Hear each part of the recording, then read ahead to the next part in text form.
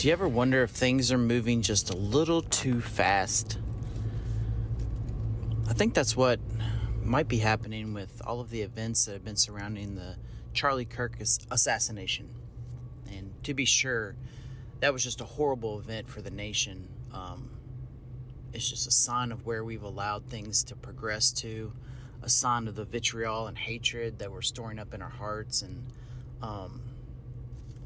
just the divide, all of the division that exists in the country.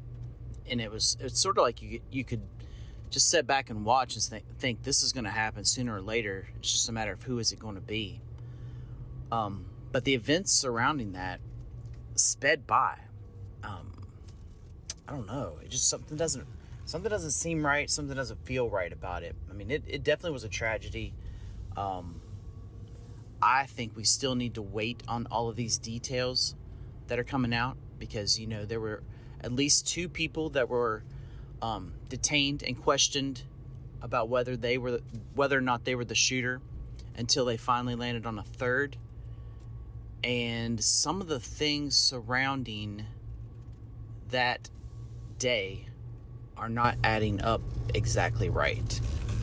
I'm not an expert in ballistics. I'm not an expert in forensics or investigations of any kind. But given what we've known in the past, and given what details were released, something just doesn't seem right. But that's not the topic of this podcast today.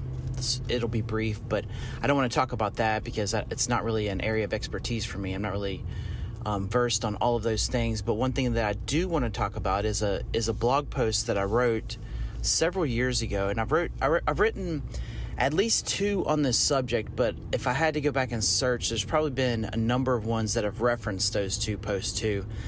And the subject is the political gospel. Now, that might be a new term for some folks. I don't know if I coined it or what, but normally we hear something called the social gospel. And the social gospel, what I learned recently was social gospel was actually a response to some of the events that came out of the Industrial Revolution, where workers were sort of forced to have an emphasis on long work schedules, being forced out of the house, kind of that industrial model where they're in factories. That was my truck locks, by the way. It's another mobile edition. But they were kind of forced out into factories, very harsh conditions. And so labor parties were formed up. And the social gospel was kind of trying to figure out a response to how to navigate through those things. And they had a kingdom now focus, kind of like a utopian-like focus for now. So how can the gospel come in and redeem this situation that these people are now in, and kind of restore it on earth now? Okay, so we know that the kingdom is a now, as an already, and a not yet. There's 2 aspects to this. And so there are certain views, not just from the liberal side, but also from the conservative side, that view the kingdom as a now and a not yet, but the not yet portion they view as actually happening as a reality on earth. And so the social gospel comes along, and it gets a lot of bad press, and rightly so, because it distorts the true gospel. It mixes it. It doesn't see the end goal rightly, we might say, as believers being redeemed, sanctified, and then glorified in Christ returning to reign, and his kingdom being set up forever on earth. So, but there's also a postmillennial view of this that can be largely more conservative, that sees things heading towards a golden age now. And so not all postmillennialists are going to hold to a political gospel, obviously.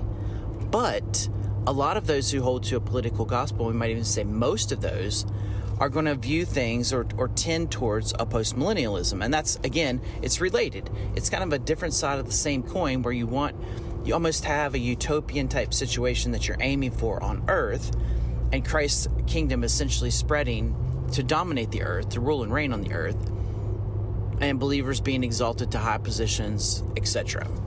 So this political gospel is really the conservative version of the social gospel, but it sees that the way to attain that utopian vision is through politics, policies, getting the right man in office. And so what ends up happening is, and these posts that I wrote them, maybe 2010, 2012, maybe another one in 2015. But what's actually happening with the political gospel is they're intertwining, joining together, overlapping politics and Christianity so that you can't really distinguish the two. And then to be more specific, it's not just politics in general that's intertwined with Christianity, but it's conservatism, conservative policies. Today, we see that most clearly represented as the MAGA type movement. Okay, the one that Trump essentially started up, spearheaded, and that we have present in our society today. And what's actually happened is that MAGA conservatism becomes joined hand in hand with Christianity, so that the two of those are viewed as one. In other words, you can't be MAGA unless you hold to certain Christianity, and you can't be Christian unless you believe in the views of MAGA. Now, not everybody holds this, obviously, right? And nobody's going to make a doctrinal statement like that and say, you must sign on this line to believe in this, this, this, and this, because there are a lot of people, obviously, that are Christians that aren't necessarily MAGA. And there's a lot of MAGA that aren't necessarily Christians.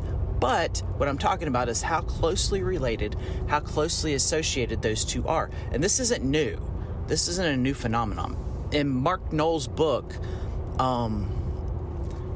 what is the name of that? Well, I can't remember the name right off the top of my head because I'm driving in behind a cattle truck. It kind of made me lose my train of thought for just a second. But anyway, Mark Knoll has written a book, and it's called The Evangelical Scandal, I think it is. And what he's trying to point out is it's a historical book writing about history, basically around the late 1800s into early 1900s, and talking about how evangelicalism has essentially settled for ignorance and stupidity. It's a fascinating read, by the way.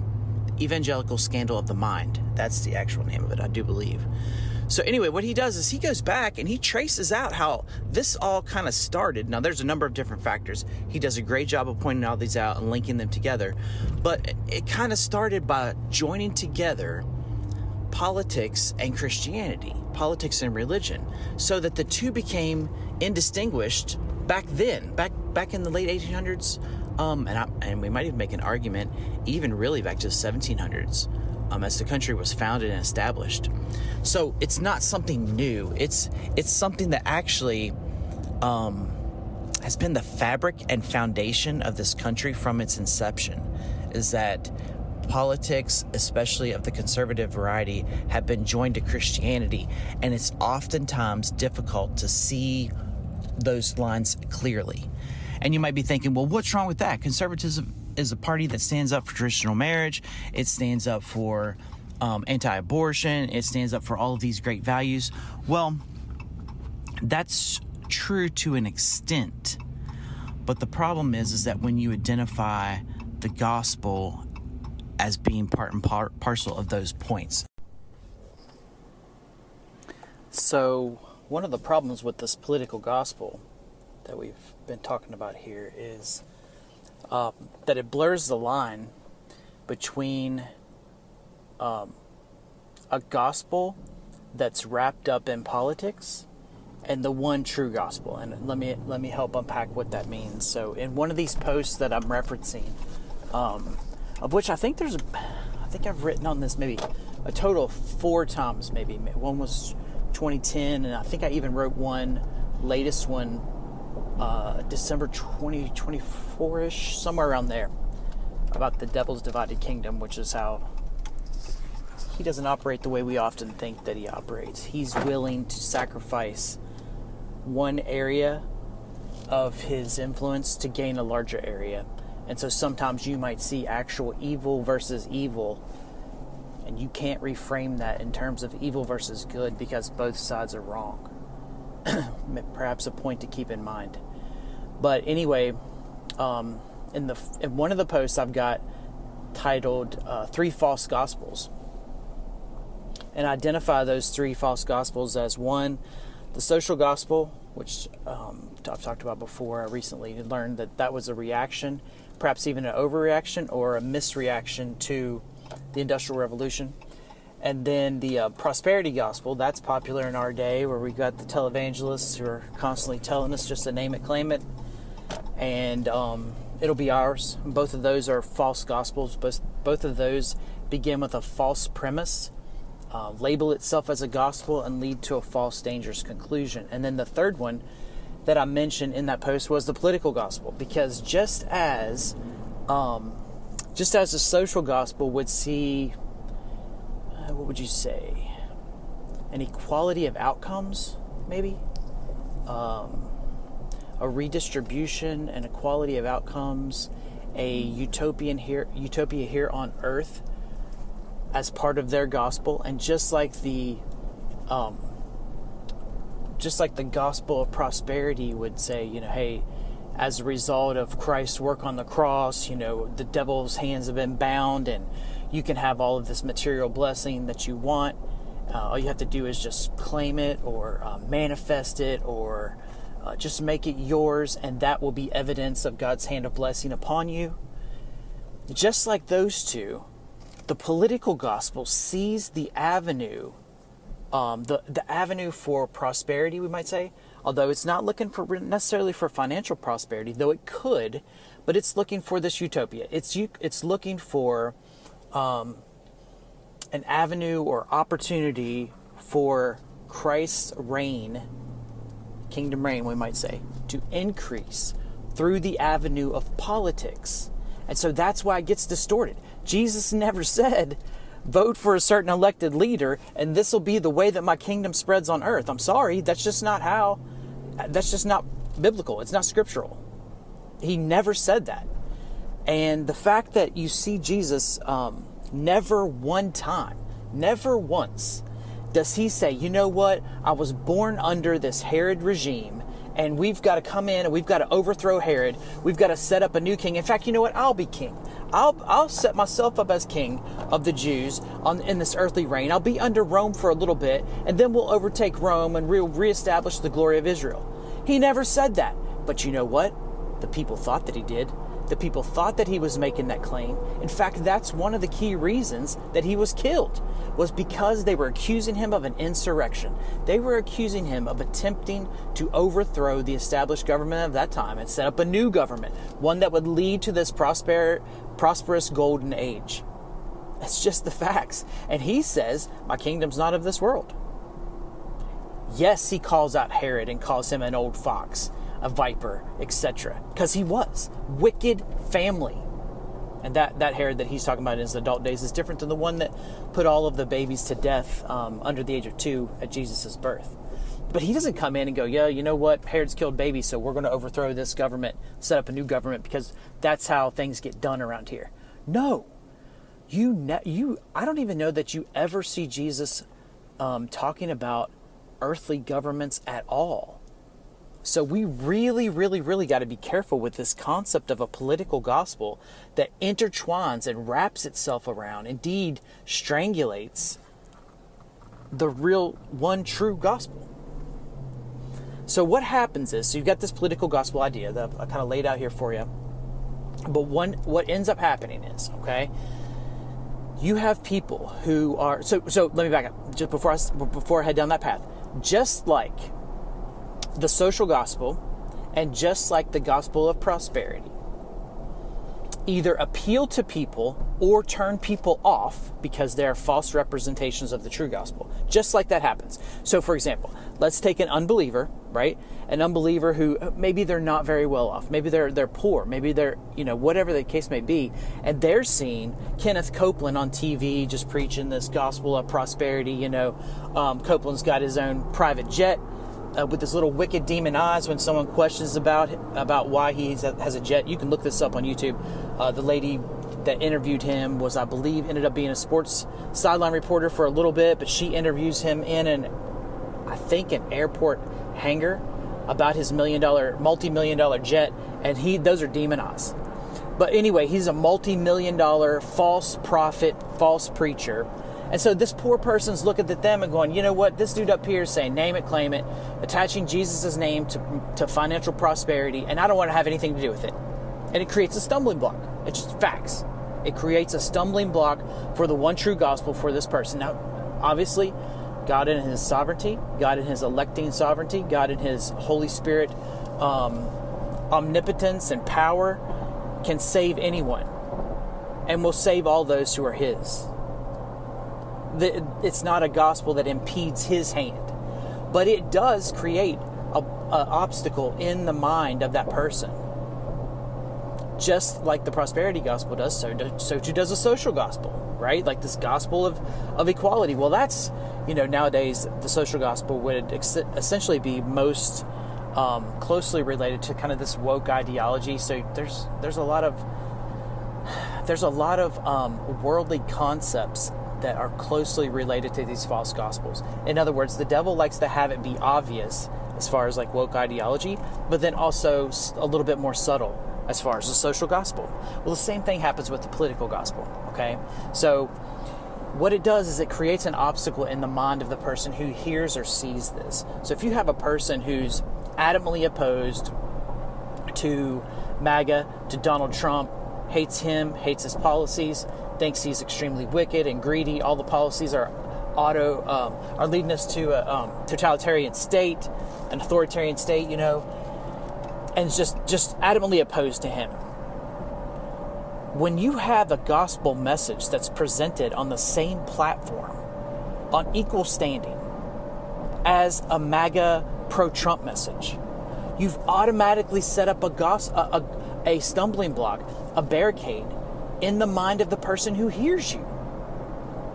It's one thing for us to go out and preach the gospel, the pure, unadulterated gospel, that Christ came in the flesh, sinless, born sinless, lived a sinless life, obeyed the law on our behalf. Where Adam failed, where we fail, he perfectly obeys the law for us. He dies on the cross, taking the punishment that we deserved under the wrath of God, acting as a propitiation, both the priest and the sacrifice, in place of us. In other words, propitiation, an atoning sacrifice in our place. And we embrace him by faith. That true gospel right there. That true and living gospel. That's the only way to be saved. But if you're going to mix that message with anything else, you've, one, either diluted it, or two, you've created an obstacle for somebody else. And that's just how it is. Like there's no other way around this. That's why you see Jesus preaching the pure gospel of himself. He is the Word. He's preaching the word of himself. It's not mixed with anything. And people got it twisted on multiple occasions that he was going to somehow stir up an insurrection and have some kind of political movement in that day and age that was going to restore Israel to its former glory under David and Solomon, and that it was going to somehow get itself out from under the thumb of Rome and was going to reestablish itself as the premier kingdom of the world. Politics. Now, this isn't to say, it certainly isn't to say, that the gospel doesn't have political implications. It does. It absolutely does. But you can't wrap them together. You have to let the gospel stand on its own because it can. It can stand on its own. Really, guys, Christian nationalists, really, I promise you. All of you who came out and were like, oh, well, you know what, the gospel only is, that's what got us in this mess to start with. No, you're wrong. You neither know the scriptures nor the power of God. You're denying the power of the gospel. It can turn the world upside down. How do I know? Because it's done it before.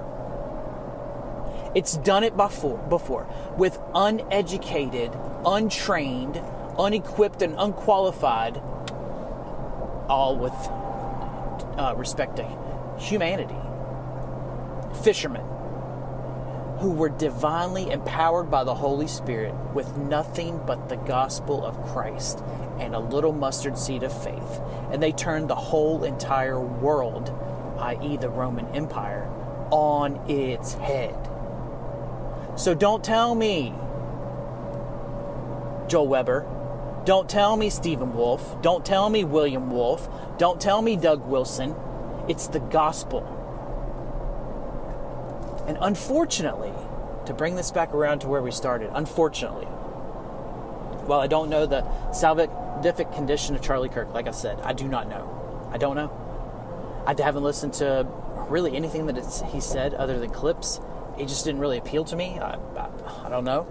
The young people at the colleges, they seem to like him. The young people have always liked and are interested in a debate on their campuses. They just have. Even back when I was in school 30 years ago, they liked it. They gathered around. You could have a crazy man standing on a milk crate, stand up and talk nonsense for an hour, and I've seen it. And they'll gather around to listen. They want to hear it. They're hungry for truth, and they're hungry for opposition. They want to argue. They think they're in the seat of Plato and Socrates for whatever reason, and that somehow at 18 to 22 years old, they're now equipped to solve all the world's problems and have answers to everything. But I think Charlie Kirk was mixing his messages, and I do not think that he was killed for preaching the gospel of Christ. I think this was a political assassination. I don't know, in fact, and no one does, if Charlie had just been preaching the gospel on the campus, would he have been assassinated? I don't know. I do think that if Charlie was just preaching the gospel, not wrapped in MAGA, not wrapped in 47 hats and Trumpism, if it wasn't wrapped in that, do I think if he was just preaching the gospel alone, would he have had sponsors like he did, multi-million-dollar sponsors? Would he have had nations who were interested in getting their message out on college campuses, or were concerned that maybe he was now shifting in his positions? If it was just the pure gospel, would he have had as big of a platform as he had? Would he have had enough political connections that he had? Man, I don't think so. I just don't think so, unfortunately. Because when he died, when he was murdered, when he was assassinated,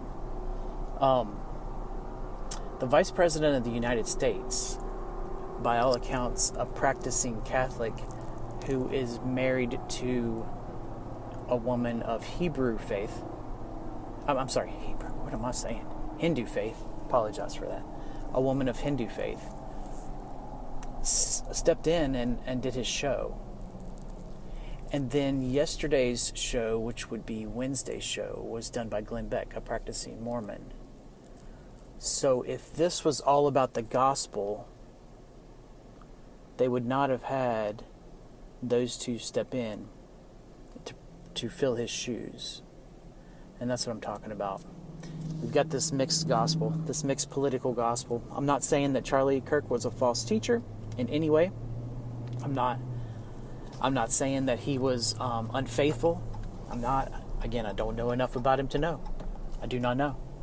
But what I am saying is that a young man, 31 years old, who's given a large platform, and a lot of people are interested in getting their message out, and a lot of donors are coming his way. And maybe, just maybe, you kind of get in over your head sometimes. I think if we stick to the simple gospel message, it may not give us big platforms. I mean, Ezra and I, we've got 12 people that follow this channel, and it gets frustrating sometimes, but then I see what's going on, and I'm like, I don't want a big platform. I can't handle it. I can't be faithful with that. Charlie was faithful by all accounts that we can see visibly,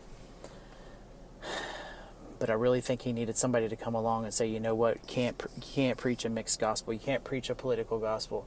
You can't preach Trump on the one hand and then go and preach Christ on the other and expect people to embrace both equally.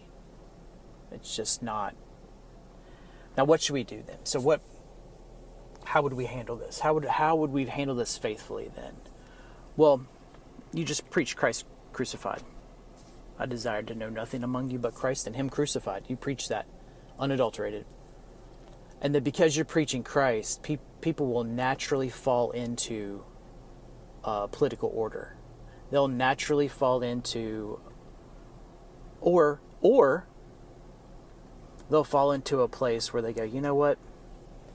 Both left and right, they both kind of seem like they're on the same team. They both kind of seem like no matter who's there, nothing changes.